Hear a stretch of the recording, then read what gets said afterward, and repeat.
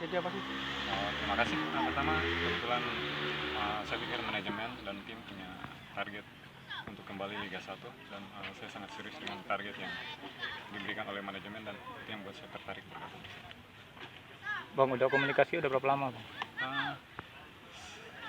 Sekitar sebulan yang lalu sudah ada komunikasi dengan pelatih dan manajemen. Siapa yang menghubungi? Kebetulan Coach Neil sendiri yang menghubungi saya. Sama Coach ini punya satu tim, Bang, ya?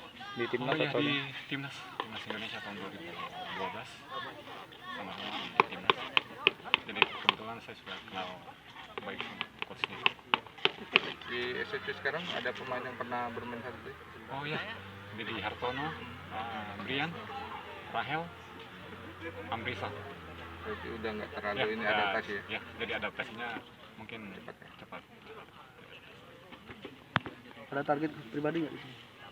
Saya pikir semua pemain harus punya target dan saya sendiri saya mau bisa kemarin saya main Liga 1, sekarang Liga 2. Saya pikir tidak ada perubahan, kualitas tetap saya jaga dan saya pikir untuk semoga Sriwijaya FC bisa sukses kembali ke Liga 1 lagi. Oke. Makasih, Dok.